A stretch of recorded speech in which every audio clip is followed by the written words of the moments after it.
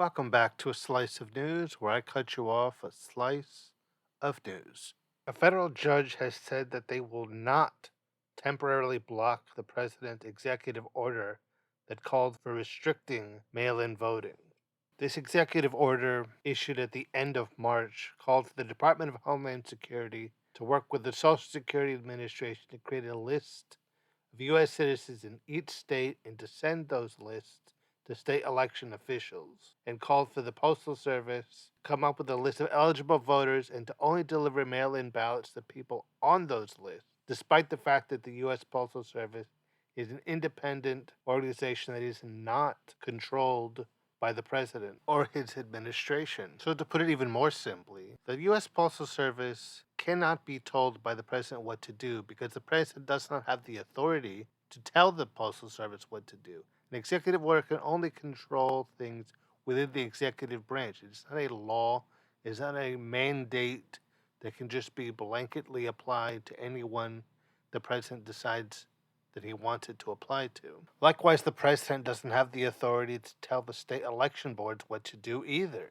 So, given this fact, it seems almost mystifying why this judge would not then decide to block it, since the president does not have the authority to demand that these organizations do what he is demanding that they do. I suppose it becomes a little bit less mystifying when you discover that the judge that issued this ruling, not blocking the president's executive order, was installed by the president himself. This is also an executive order that has been challenged by 5 separate lawsuits filed by voting rights groups, Democrats, almost 24 separate states, and the District of Columbia.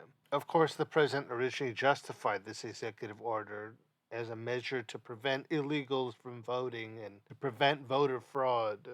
But unsurprisingly, the thing he is supposedly trying to prevent is extremely rare, and the few times that there has been documented cases of voter fraud, it has been Republicans fraudulently voting, and I don't get the impression he's in any hurry to stop those if it means more votes for him or his party. At best, it's trying to solve a problem that doesn't really exist. But the reality is that the executive order is very obviously a not-so-subtle attempt to suppress Democrat and minority votes from being cast at all. Blocking it should have been simple. It is overstepping the bounds of his authority, and therefore it should not stand.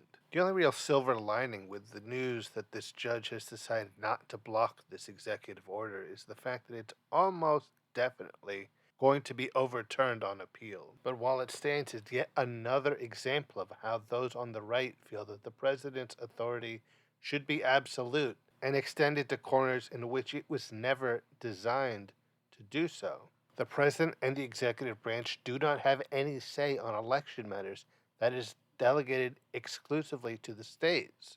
And I think he and his supporters know this, but they're hoping that they can get away with the things that they're trying to get away with before they're able to be stopped, which is something that's concerning on its own. And what's additionally concerning is while this executive order can't really demand that the Postal Service do anything, since the president does not have authority over the Postal Service, given that the USPS is headed up by a Trump man, there is a fear that they could just accidentally not mail out a couple 100,000 Democrat ballots. Theoretically, the president doesn't have to compel the Postal Service to meddle with the ballots. They would do that on their own, even without being quote unquote forced to by executive order. The administration and the Republican Party as a whole has pretty much made it abundantly clear that they are so desperate to cling to power that they will do just about anything to ensure that they don't lose in these upcoming midterms, despite the fact that they are looking at a huge loss if voters were all allowed to actually vote and have those votes properly counted. Regardless of which side of the political aisle you happen to be on, no one should be okay with the government putting them on a list. So you'd think there would have been more pushback against this, but what we're seeing is that those on the right seem to be okay with it as long as people being affected are the people they don't like. I'm convinced that those that are in favor of this obvious attempt at voter suppression aren't considering that it's not only going to affect the people they don't like, but it's going to affect them too. While the numbers do show that primarily Democrats more often vote by mail than Republicans, many Republicans, especially the elderly, do take advantage of mail in voting. So if there is a push to restrict mail in voting, that is going to catch them in that net as well. And if they thought about it that way, they'd be mad about it. But they're going to wait to be mad about it and think about it until it's already happened and there's nothing that they can do. This executive order absolutely should have been blocked. And the fact that it wasn't only proves just how deeply infiltrated the judiciary is by those that will allow the president to get away with anything he wants. I've said for a while now that the only way Republicans know how to win is by cheating. And it seems like at every chance they get, they demonstrate just how right that is. The president trying to use executive order to ensure his party gets more votes and doesn't lose their grip on the government is wrong. If the roles reversed, people would be demanding that the court strike it down because it was completely outside the spectrum of the executive powers. And the president was clearly demanding something outside his authority to demand. But of course, because it's King Trump with his royal decrees, they are going to let it stand and be fine with it. The bottom line is that none of us should be okay with the establishment of an approved voters list regardless of which side of the political aisle is establishing it. And trying to put artificial restrictions on who is allowed to vote isn't right, even if, or in some cases, especially if it's coming through executive order by the president. Republicans are trying to be dishonest about voting. Unfortunately, that's not news. This is just a very obvious and current example of it. They can see the writing on the wall and they don't like what they see. So they are going to do everything in their power to cheat the results to make sure that they come out on top, even though they shouldn't be. The political tides are turning against Republicans. They're going to try to prevent that from happening, even though you cannot stop the absolute washout Republicans are going to receive in the midterms this November. That won't stop them from trying, but I am confident that they will not succeed. The harder they push, the harder they're eventually going to fall when the time comes. But until that does happen, it should bother all of us just how hard they're trying to push this restriction on mail in voting because they know that mail in voting is for a lot of people their only way to cast their vote. And they don't want those people to be able to exercise their constitutional right to vote. For what feels like forever, those on the right have been crowing about how they don't want the government to take away their right to restrict what they can do in their free country.